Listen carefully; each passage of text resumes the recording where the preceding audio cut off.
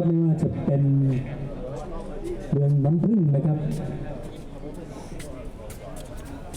ฟังฟุตบอลนะครับโปร่งใจเครื่องดื่มตราช้างโกเซนฟาร์มนะครับวิงผับนะครับชีวสมคุณผู้พรวุฒิกุลนายกเทศมนตรีเมืองหัวหินคุณศิลพันธ์กำลังปราโมชประธานสโมสรวินซิตี้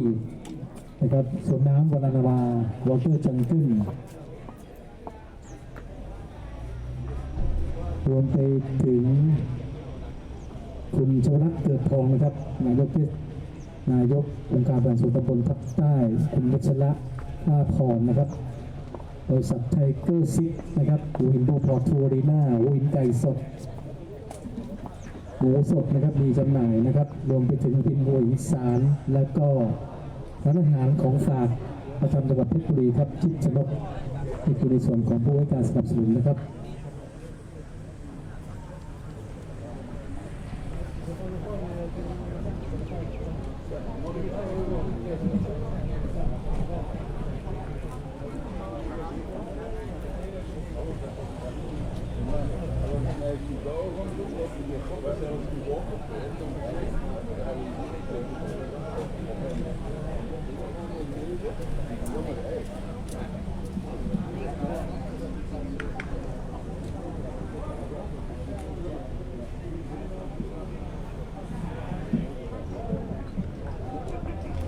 และสำหรับโปรแกรมนะครับ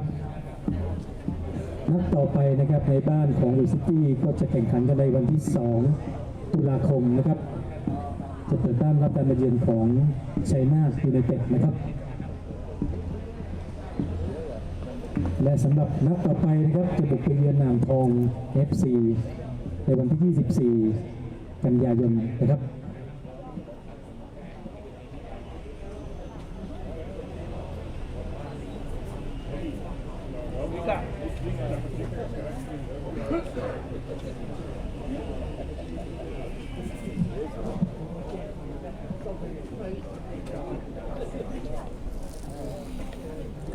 เลยนะครับท่านผู้ชมนะครับที่อยู่ด้านนอกของสนามนะครับที่ยังไม่มีเสื้อของสโมสรไว้สวมใส่นะครับมาชมมาเชียร์ฟุตบอลของวินซิตี้ในวันนี้นะครับมีทั้ง2ฝั่งเลยครับทั้งฝั่งทิศตะวันออกและทิศตะวันตกในราคาตัวละ400 บาทนะครับผลิตภัณฑ์ของว้าวสปอร์ตนะครับรวมไปถึงท่านใดที่อยากจะได้ตั๋วปีนะครับได้บัตรชมฟุตบอลฟรีในบ้านตลอดทัวร์นาเมนต์นะครับแล้วก็ยังได้รับเสื้อนะครับเอาไว้ใส่เชียร์อีก1 ตัวนะครับ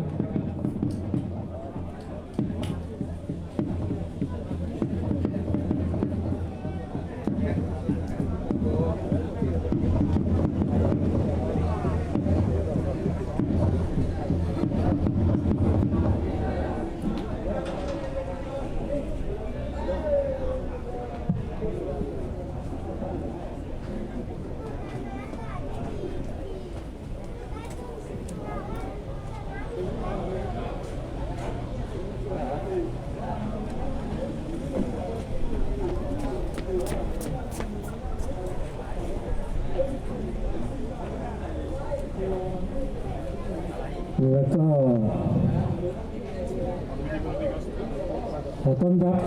หัวหน้าผู้ฝึกสอนยอดเยี่ยมประจำปี 2522 ของบ้านโปร่งใจนะครับโค้ชต่อศักดิ์พุทธประเสริฐนะครับน้องชายของโค้ชเตี้ย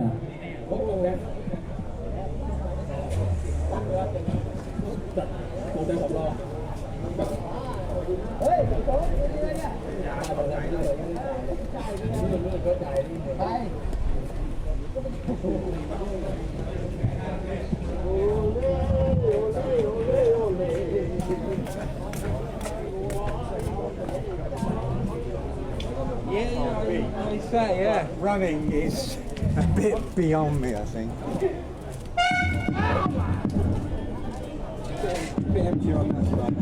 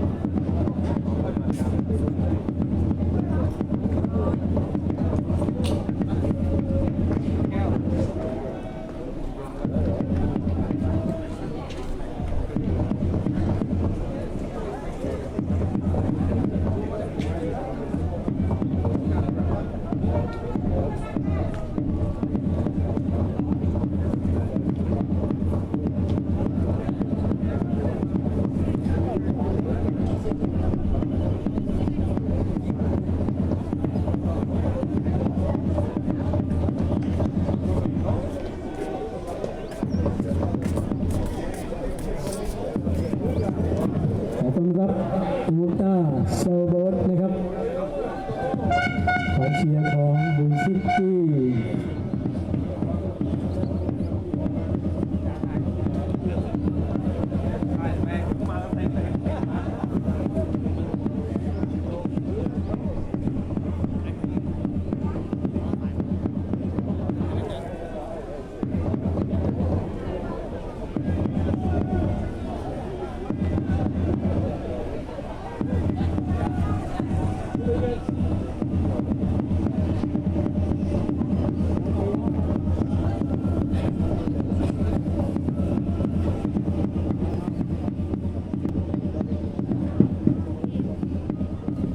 ครับก็ใกล้เวลาที่จะคิกออฟนะครับสำหรับศึกฟุตบอลกองสลากพัดลีก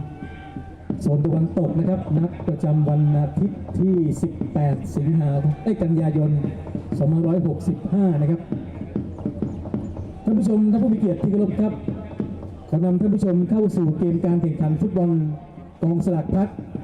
ลีกประจำฤดูกาล 2022-23 ประจำวันอาทิตย์ที่ 18 กันยายน 2565 ระหว่างเรือใบสีขาวหัวหินซิตี้เปิดบ้านรับการมาเยือนทวีวัฒนาสมุทรสาครยูไนเต็ดขอเสียงปรบมือต้อนรับนักกีฬาทั้งสองทีมครับ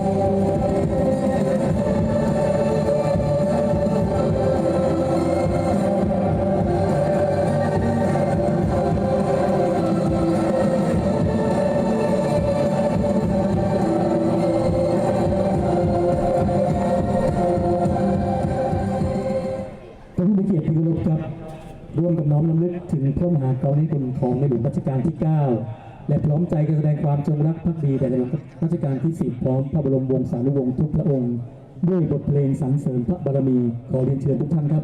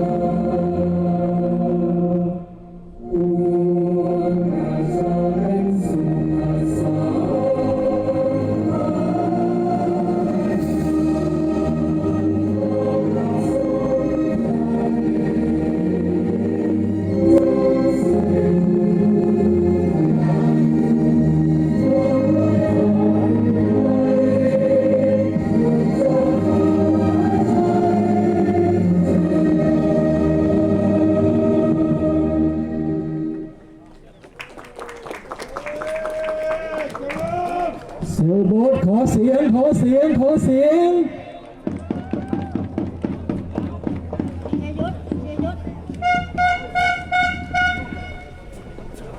บวันนี้ครับเป็นเกมแรกในบ้านของเรือใบสีขาววงซิตี้ครับรับการมาเยือนของทวีวัฒนาสมุทรสาครยูไนเต็ดนะครับอีกหนึ่งทีมฟุตบอลคุณภาพในโซนตะวันตกด้วยกันนะครับปีที่แล้วก็อยู่ร่วมโซนเดียวกันนะครับสำหรับทวีวัฒนาสมุทรสาครยูไนเต็ดนะครับทีมนี้สปิริตสูงครับนักฟุตบอลคุณภาพโดยการนำของกัปตันทีมครับผู้เสียประตูมาฝีมือเลยครับลูคัสแกเนียนนะครับอดีตผู้สาประตูไทยลีกแล้วก็ไม่ว่าจะเป็นสโมสร สมุทรสงคราม FC นะครับในไทยลีกอดีตนะครับวันนี้นะครับบุกมาเยือนเวสต์ซิตี้ซึ่งเป็นเกมที่2นะครับของทั้ง2ทีมในวันนี้เวสต์ซิตี้ครับอยู่ในชุดฟ้าขาวครับส่วนทวีวัฒนานะครับอยู่ในชุดขาวปิดดำนะครับทั้งชุด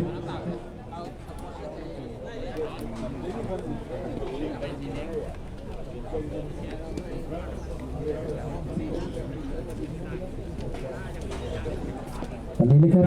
ก็ขอทุกท่านนะครับชมฟุตบอลนะครับอย่างสนุกดูอย่างมีน้ำใจเป็นนักกีฬานะครับเป็นกองเชียร์ที่ดีนะครับ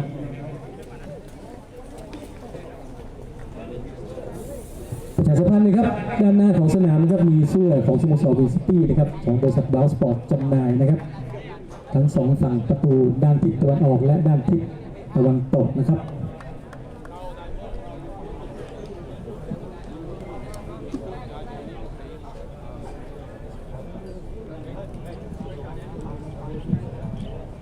นอกจากนี้ก็ยังขอขอบคุณไปยังในส่วนของ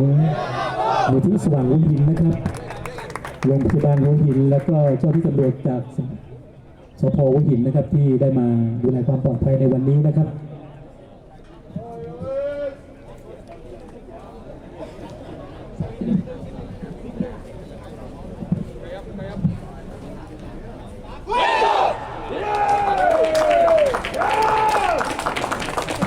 นี่ครับขอบคุณนะครับเอาไปขึ้นเลยนะครับ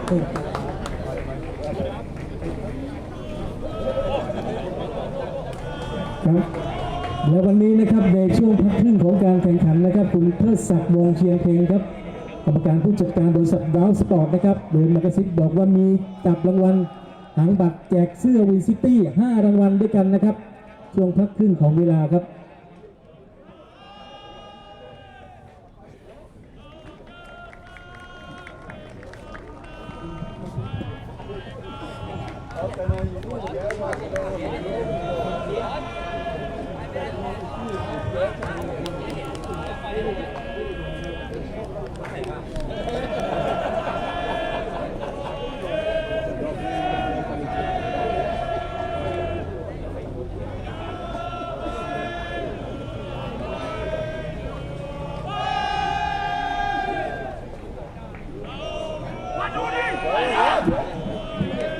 ผู้ชมท่านผู้มีเกียรติที่เคารพครับการแข่งขันฟุตบอลกองสลักพักลีกระหว่างเวสต์ซิตี้กับทวีวัฒนาสมุทรสาครยูไนเต็ดในครึ่งเวลาแรกกำลังจะเริ่มขึ้นขอกำลังใจเสียงปรบมือให้กับนักกีฬาทั้งสองทีมอีกครั้งครับ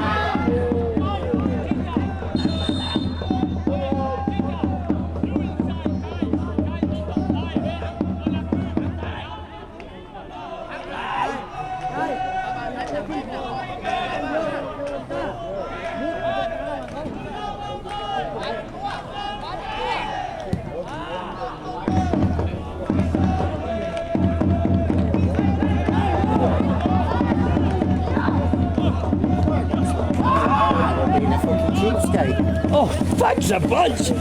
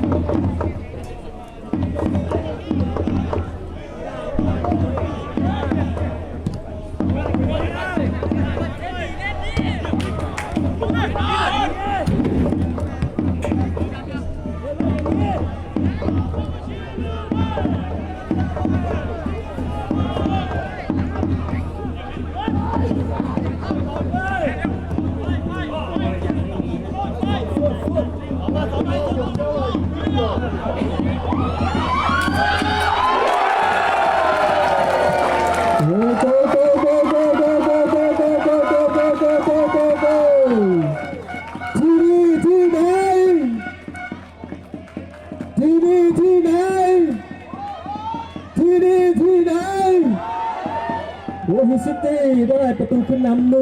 1-0จากผู้เล่นหมายเลข9เอนดิโอกัว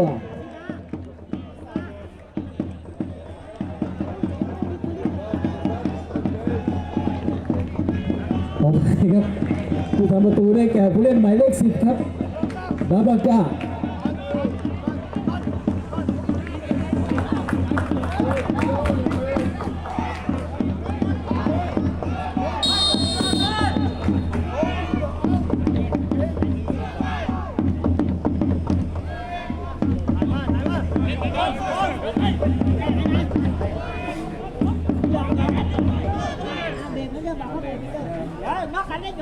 ค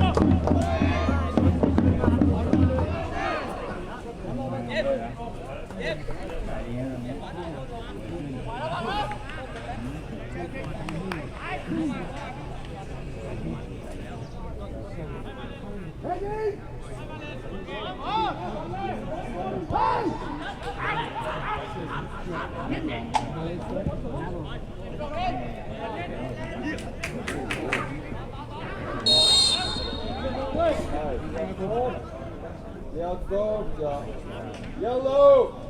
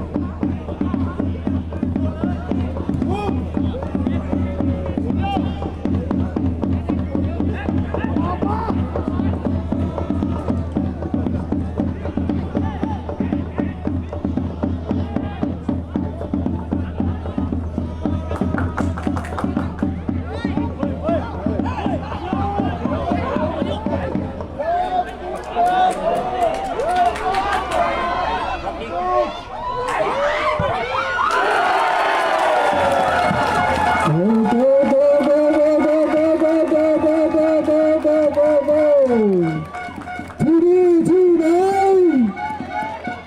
ที่นี่ที่ไหนที่นี่ที่ไหนเวสต์ซิตี้ได้ประตูขึ้นนำ2-0จากผู้เล่นหมายเลข11ทิศนุพงษ์พิมพ์สัง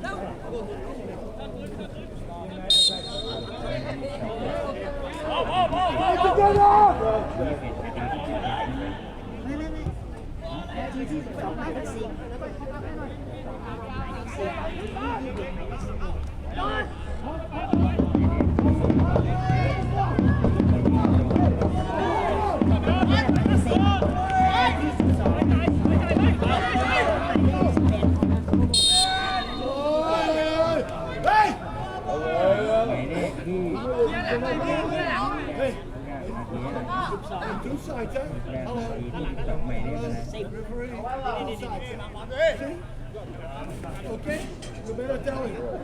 Er ist weit, aber jetzt sind wir nur so. Luca, siehst du am Sound?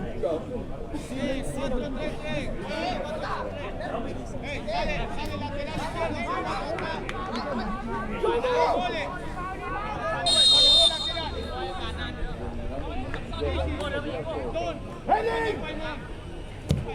Yeah! Shot!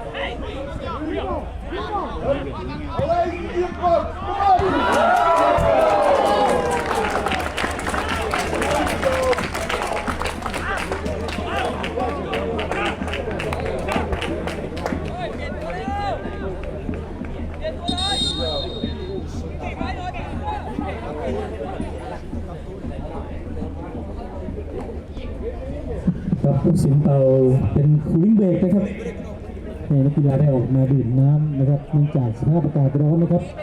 ทุกสนามนะครับถ้ามีเกมการแข่งขันในช่วงเวลา 15:30 นาทีนะอยู่ในช่วงของสภาพอากาศร้อนก็จะมีคูลิ่งเบรกนะครับให้นักกีฬาได้ออกมาดื่มน้ำนะครับเพื่อคลายร้อนนะครับซึ่งเป็นหลุยส์ซิตี้ครับเจ้าบ้านออกนำอยู่2-0โดยได้ประตูแรกจากบาบาก้าและประตูที่2จากผู้เล่นหมายเลข 11 ชิสนุพงศ์ปิ่นสังแล้วก็ในช่วงพักครึ่งการแข่งขันนะครับท่านผู้ชมนะครับที่มีหางบัตรอยู่ในตัวนะครับรอรับรางวัลนะครับจากบริษัทบาวสปอร์ตนะครับคุณเทิดศักดิ์วงเชียงเพ็งจะแจกเสื้อหลุยส์ซิตี้ให้กับผู้โชคดีในวันนี้5รางวัลด้วยกันนะครับ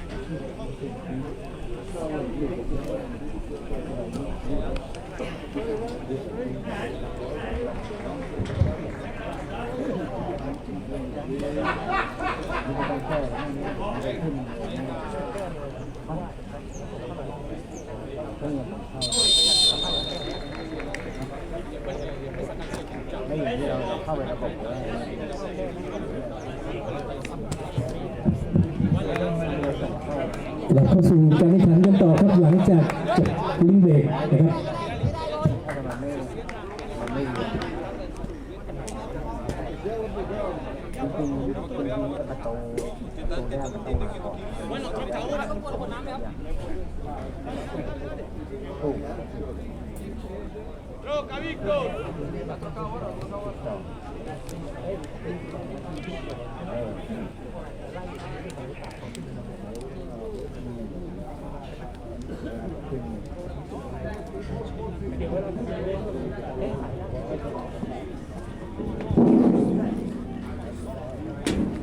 อาจจะมองจากข้างล่างขึ้นข้างบน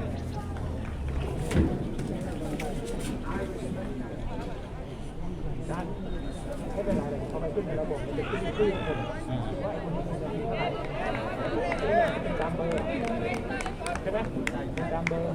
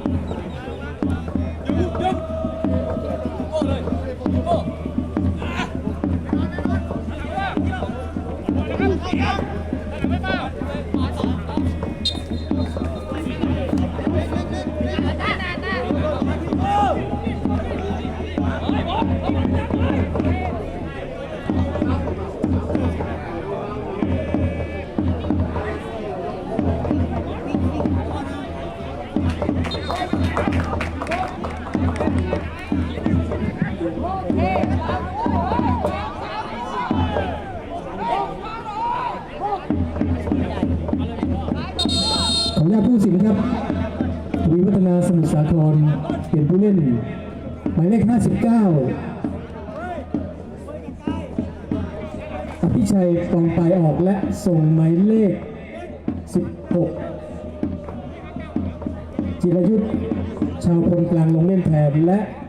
หมายเลข 18 ชมทะเลออกและส่งหมายเลข 10 ซิล่าลงเล่นแทน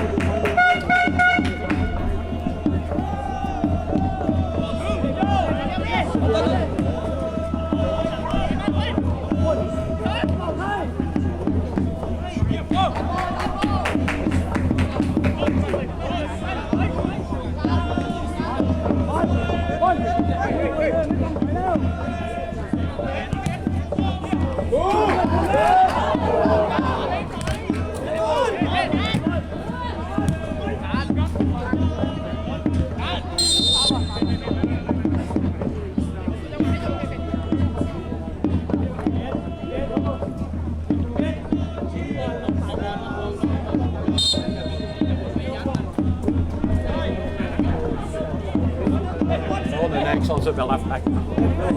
Hij had nog eens weet je dringen ze door een uur terecht.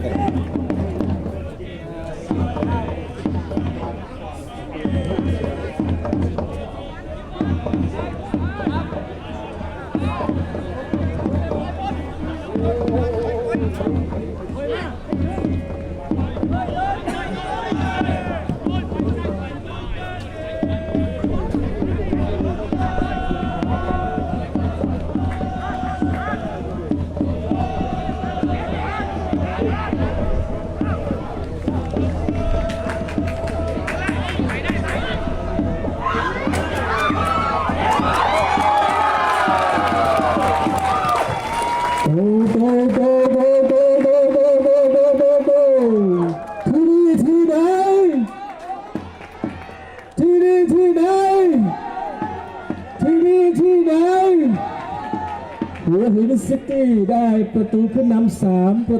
3-0จากผู้เล่นหมายเลข 10 บาบากา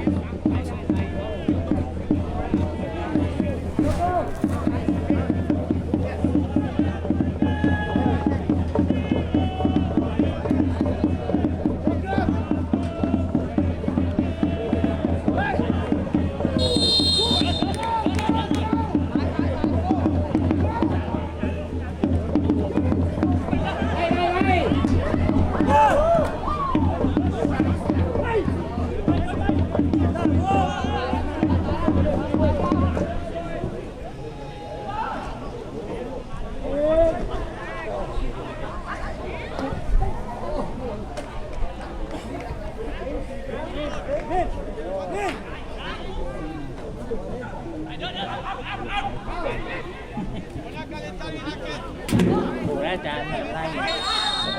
ที่เขาก็ไล่จากเบอร์ ไล่จากสูงไปตาดำไปสูง เ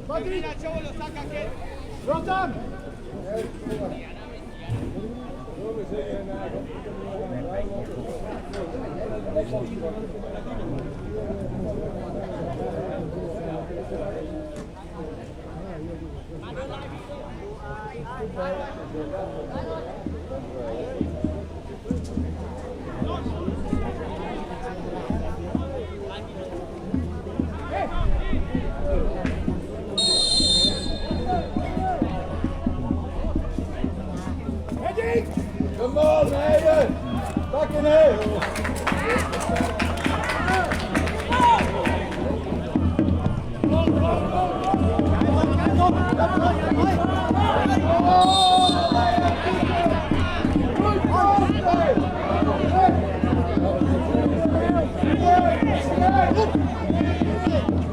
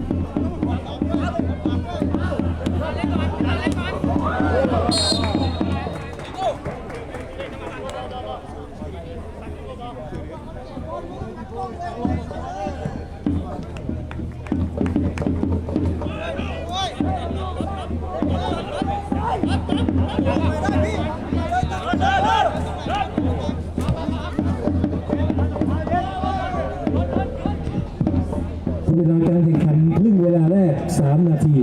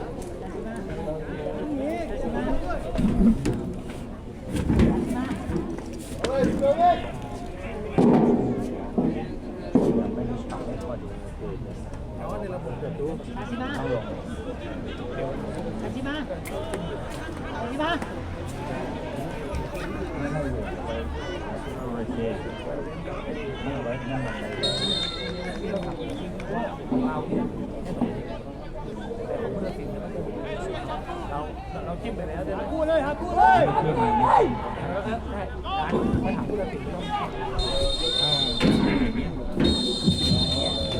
ผู้สิงห์ก่อนวีหมดเวลาการแข่งขันครึ่งเวลาแรกครับ เป็นเจ้าบ้านบุรีซิตี้ออกนำ3-0 2 ประตูได้จากผู้เล่นหมายเลข 10 ครับตาบาค่าและ1 ประตูจากผู้เล่นหมายเลข 11 ชิสุพงศ์พิมพ์สัง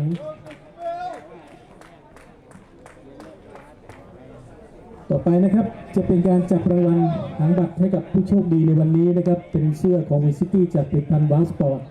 5 รางวัลด้วยกันนะครับ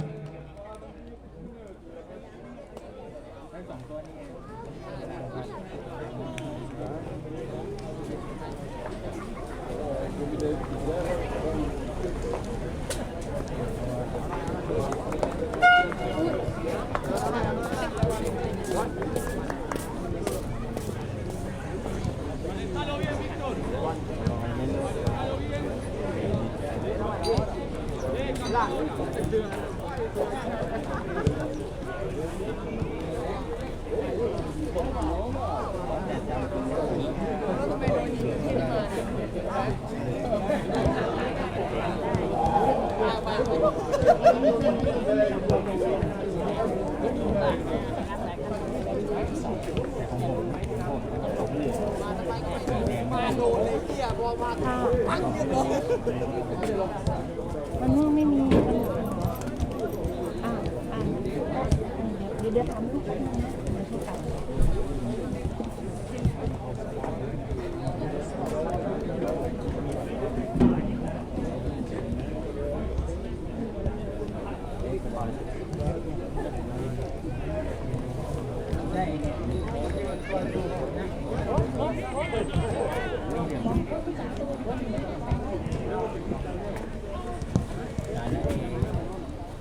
ครับต่อไปก็จะเป็นการจับรางวัล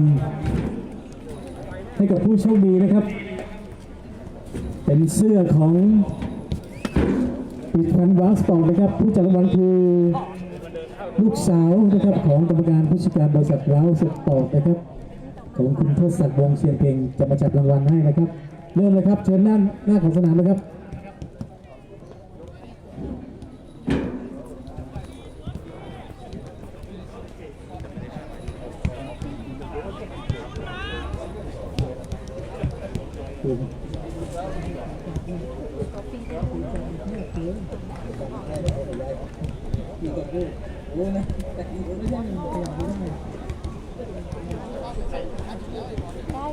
ได้ค่ะ แก้วเล็กอยู่แล้วนะแล้วกันปันมาจับรางวัลเลย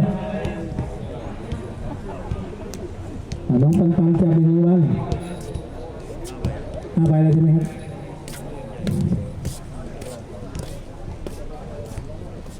วันแรกนะครับเป็นบัตรสีฟ้าครับหมายเลข00014สีฟ้านะครับ00014รางวัลที่2ครับสีฟ้าเช่นเดียวกันครับ00041ถ้ามียกมือฉายไฟมาเลยนะครับ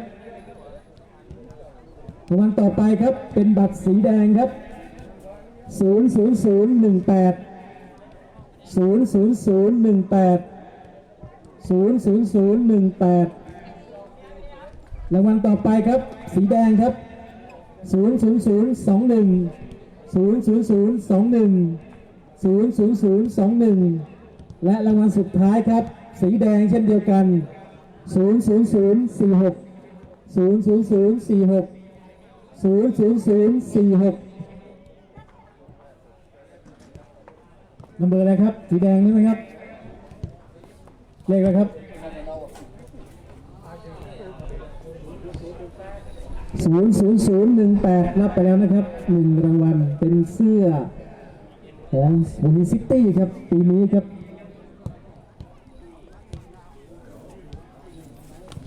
00031ไม่มีครับมีแต่21ครับ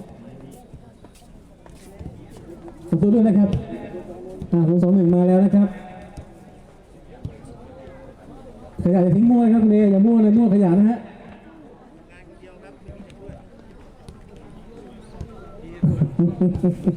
พูดไม่คิด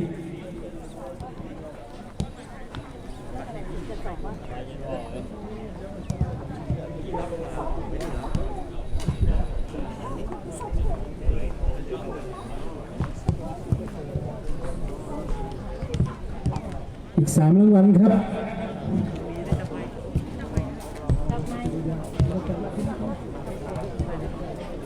00046สีแดงครับสีฟ้า00041สีฟ้า00014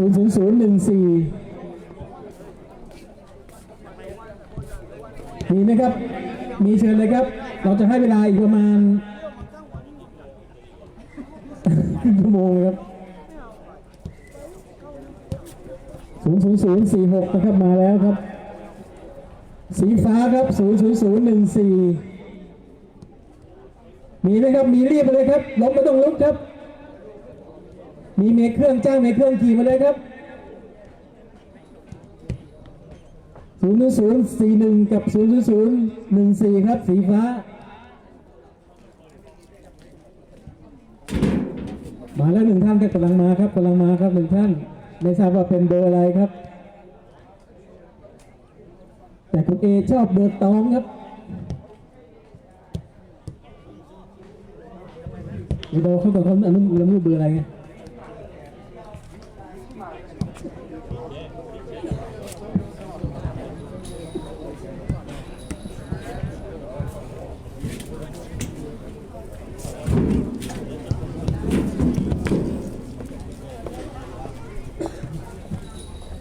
00014กับ00041นะครับบัตรสีฟ้าทีนี้ครับวีซิตี้ออกเสื้อมา3สีด้วยกันนะครับสีเหลืองทองสีฟ้าสีเขียวมีจำหน่ายนะครับหน้าประตูทางเข้าตัวละ400 บาทนะครับใช่ปะโบกมือใช่เมื่อกี้นัดแรกกระโดดเลยไปทำบัตรตกนี่เขาโบกมือเนี่ยใครชี้อะไรเนี่ยใครไหมอ๋อ14บนหรือล่างนะ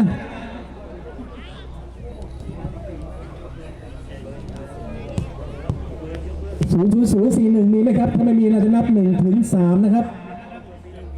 อ๋อ41มีใช่ไหมครับแต่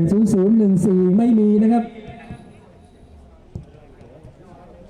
เราจะข้ามไปเลยนะครับเบอร์ที่ไม่มีนะครับจะจับใหม่อีก1 รางวัลครับ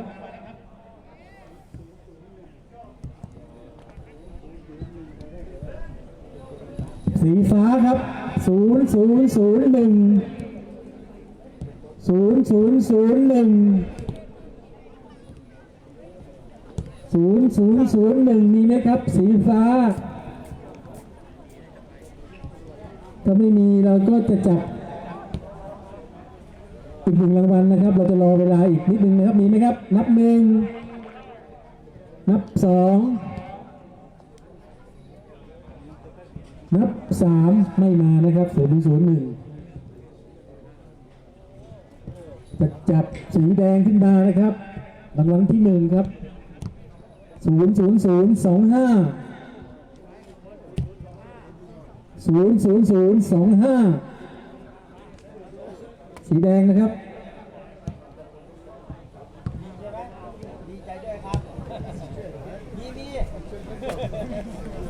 ได้อีกตัว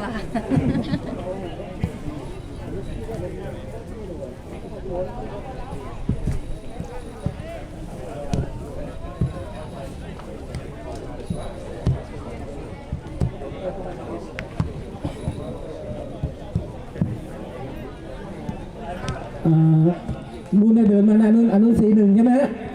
โอ้โหเดินมาสักไกลเลยนะเหนื่อยด้วยนะนี่ลืมบอกให้เอ๋ไปให้ดินั่นนะจังเลยสาเดินมานะ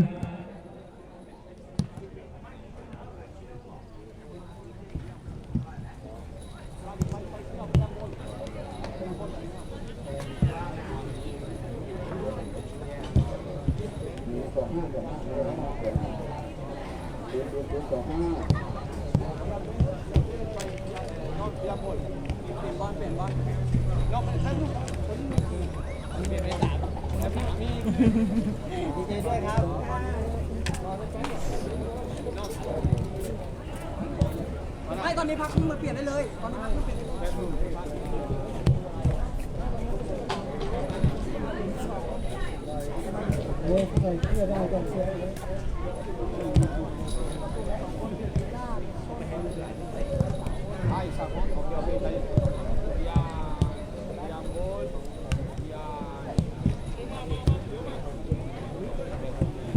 มาแล้วครับ400041นะครับขอบคุณครับบริษัทว้าวสปอร์ตจำกัดโดยคุณทศศักดิ์วงศ์เชียงเพ็งนะครับวันนี้พาครอบครัวมาให้กำลังใจนักฟุตบอลวินซิตี้แล้วก็มานำเสื้อมาแจกให้ด้วยนะครับ5 รางวัลด้วยกันในวันนี้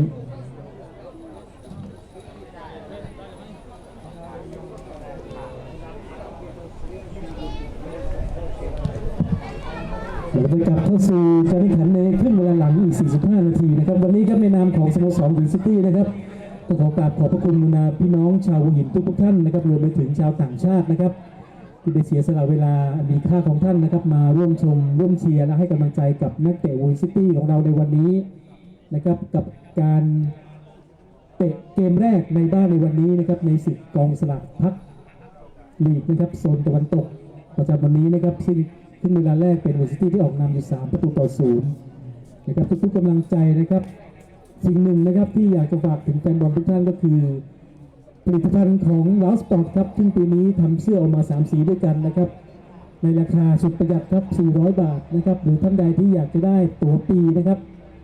1,000 บาทนะครับสามารถชมเกมการแข่งขันฟุตบอลหัวหินดีณสนามแห่งนี้ทุกนัดที่มีการแข่งขันได้นะครับตลอดทัวร์นาเมนต์นะครับได้รับเสื้อ1ตัวนะครับสามารถเลือกสีได้ไม่ว่าจะเป็นสีฟ้าสีเขียวหรือ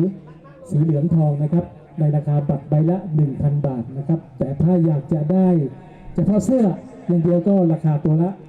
400 บาทนะครับใส่มาชมมาเชียร์มาเป็นขวัญกำลังใจให้กับลูกหลานเราชาวหัวหินนะครับที่ลงแข่งขันฟุตบอลกองสลากพัดลีกโซนตะวันตกประจำฤดูกาล 2522 ฤดูกาล 2022 ถึง 23 ในปีนี้นะครับ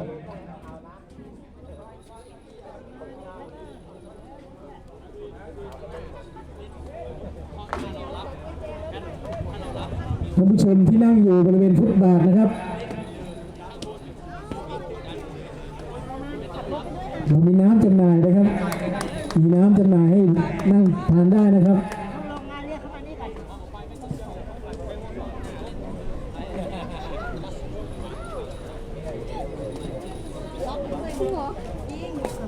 เด็กกี่คนคะที่มาเขาตายเลยโอเคครับท่านได้ไหนวะ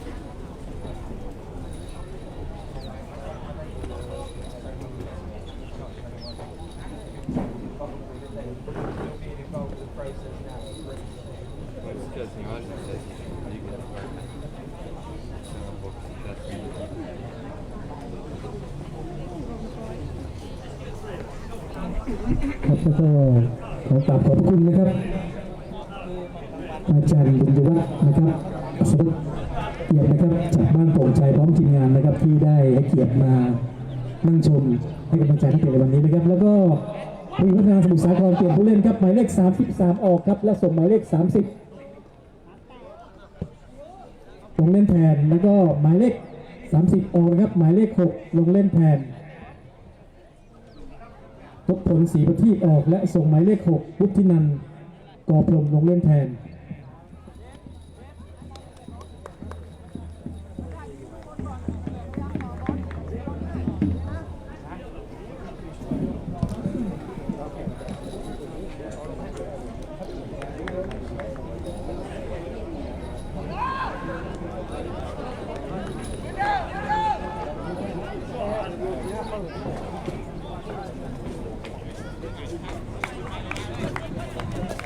คุณผู้ชมและผู้มีเกียรติที่เคารพครับเกมการแข่งขันในครึ่งเวลาหลังอีก 45 นาทีกำลังจะเริ่มขึ้นขอกำลังใจเสียงปรบมือให้กับนักกีฬาทั้ง2ทีมอีกครั้งครับ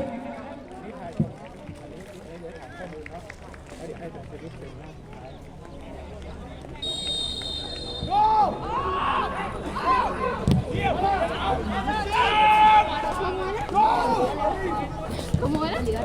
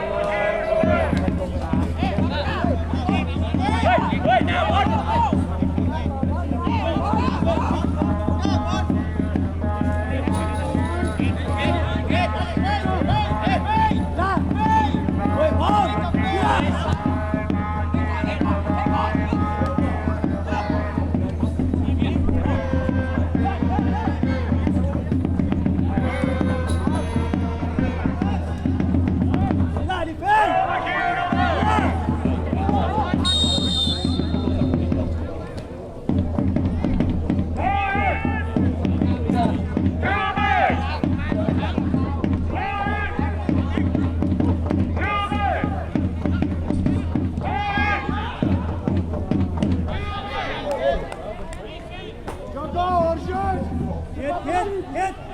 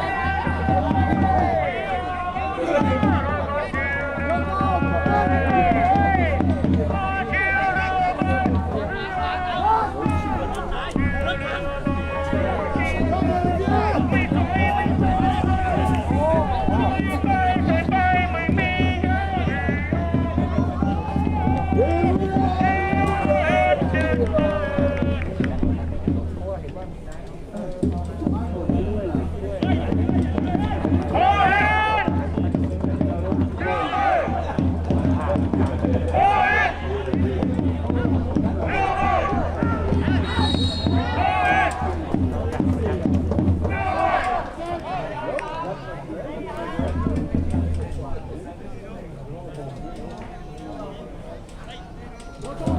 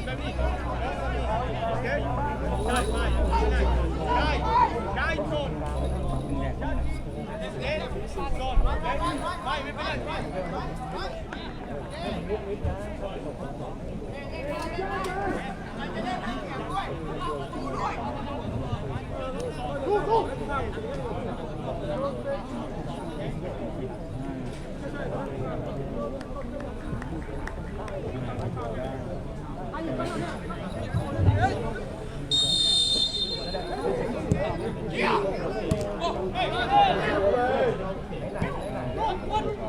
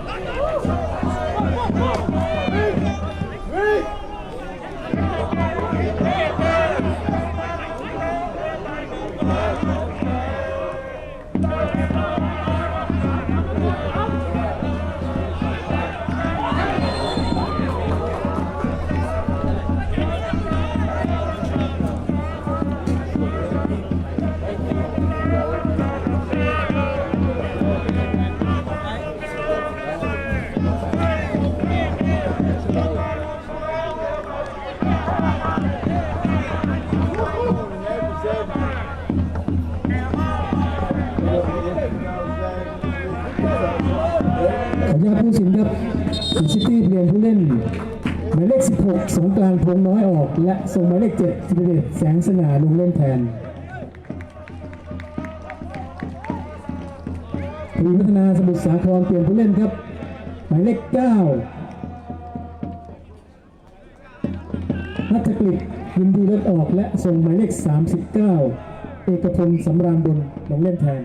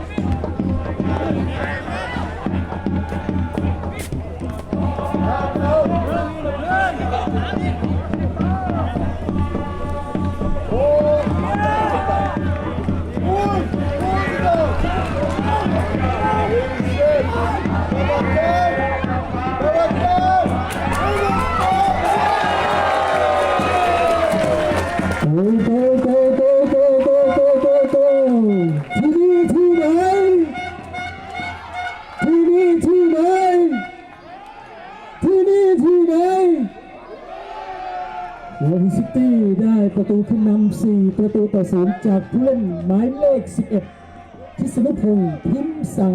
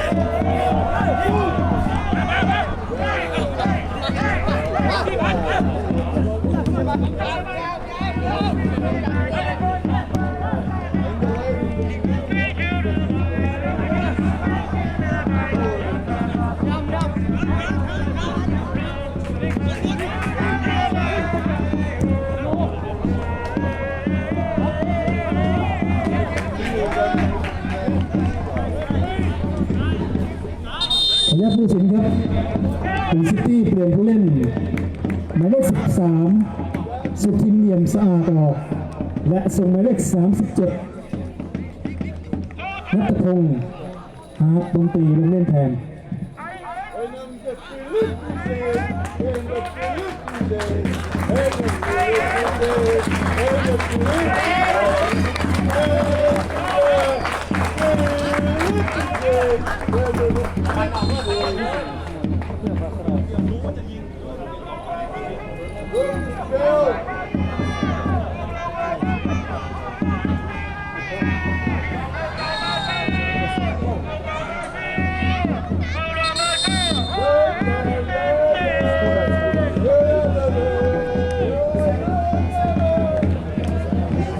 ครับผู้สินเป่าถึงเบรกครับให้นักกีฬาออกมาพักดื่มน้ำนะครับเป็นกติกาที่วางไว้นะครับสภาพอากาศร้อนนะครับแข่งในช่วง 15:30 นาทีนะครับก็จะมีพักเบรกให้นักกีฬาได้ดื่มน้ำนะครับ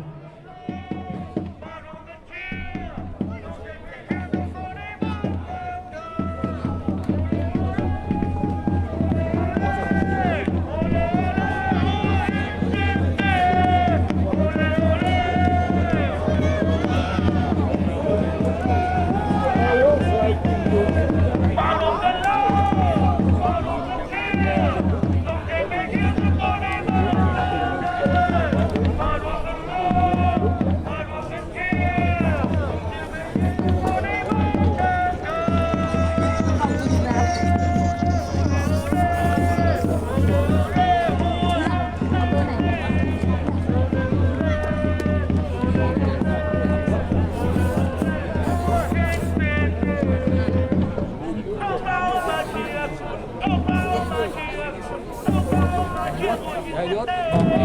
พิธีกรด้วยนะนาที 75ให้ประกาศให้คนดูด้วย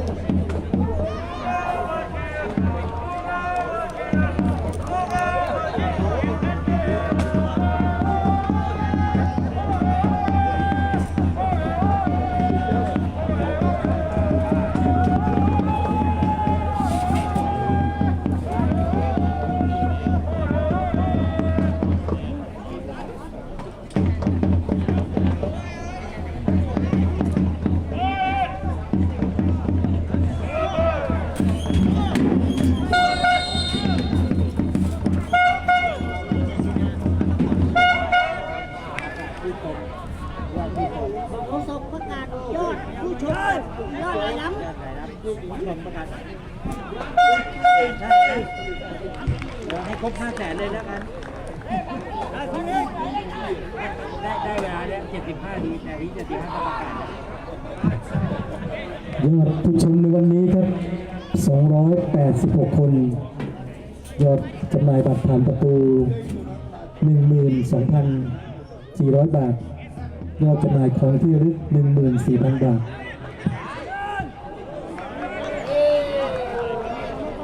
5-1-5. Yeah!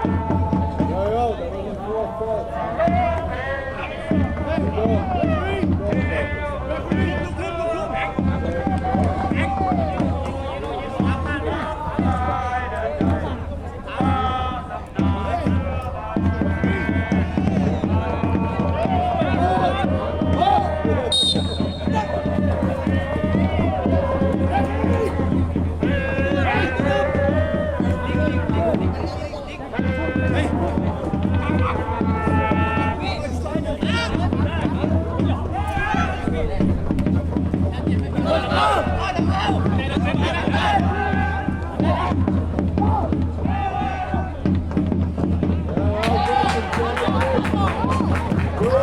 ออนุญาตผู้สินครับซิตี้เปลี่ยนผู้เล่นหมายเลข30ออกครับและส่งหมายเลข22ลงเล่นแทนและหมายเลข11ออกหมายเลข47ลงเล่นแทน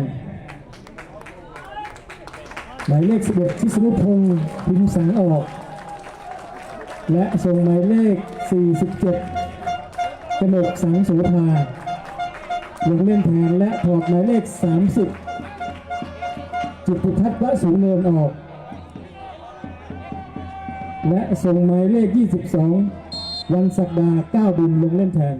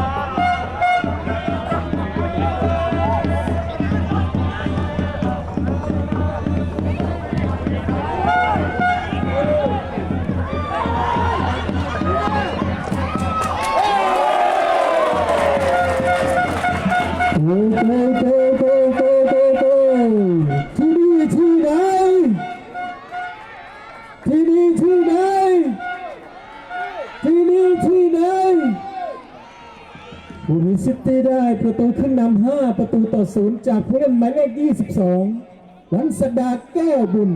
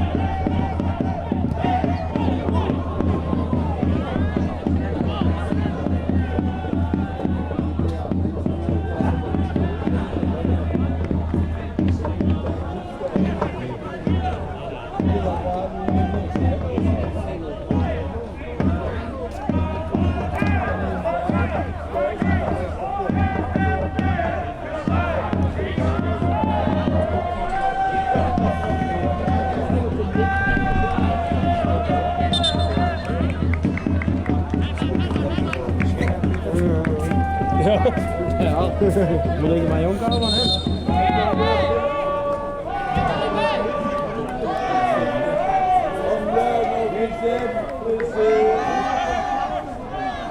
Hey, what?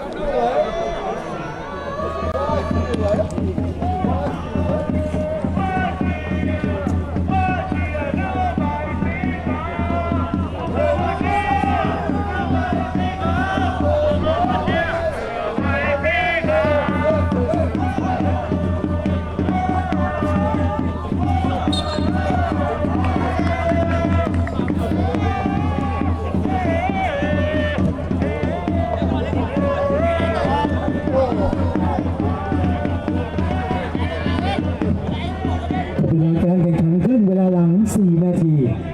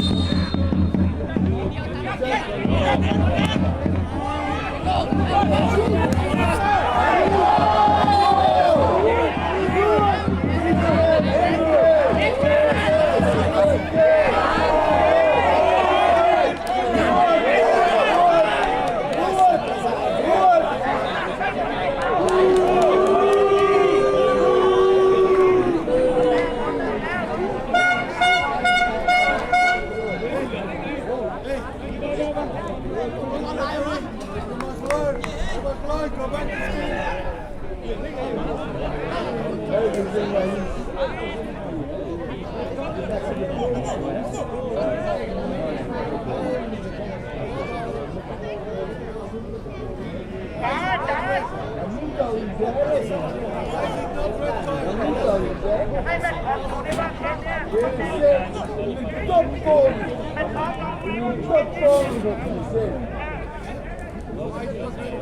Links binnen! Links binnen!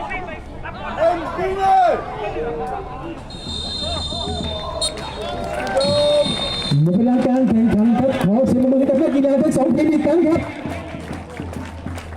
เป็นลูวิซิตี้ครับเปิดบ้านเอาชนะทวีวัฒนาสมุทรสาครยูไนเต็ดไป5-0ครับพี่น้องชาวหินที่รักและเคารพทุกท่านขอกำลังใจเสียงปรบมือให้กับนักเตะทวีวัฒนาสมุทรสาครอีกครั้งครับและเสียงปรบมือดังๆให้กับนักเตะหัวหินซิตี้ของเราครับ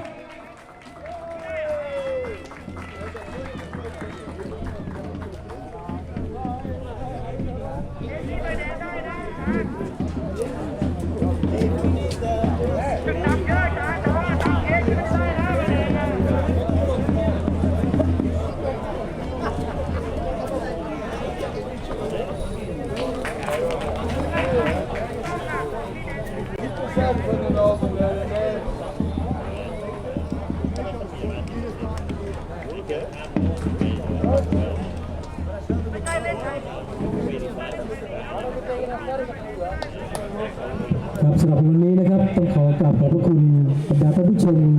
พี่น้องชาวหัวหินรวมไปถึงทีมงานนักเตะสตาฟโค้ชผู้จัดการทีมของทวีวัฒนาสมุทรสาครยูไนเต็ดขอให้นักเตะทุกท่านนะครับเดินทางกลับบ้านด้วยความสวัสดิภาพขอให้พี่น้องชาวหัวหินเดินทางกลับบ้านด้วยความปรารถนาดีจากสโมสรหัวหินซิตี้ครับผม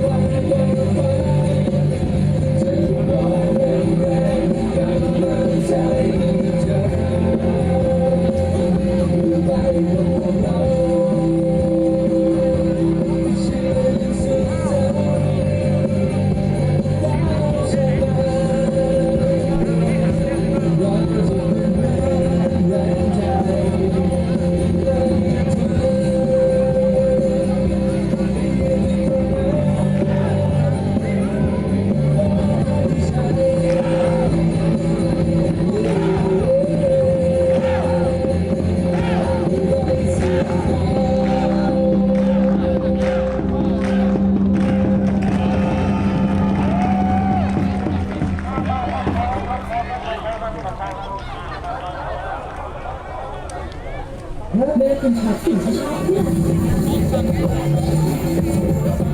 คุณกำลังเพิ่มความหมาย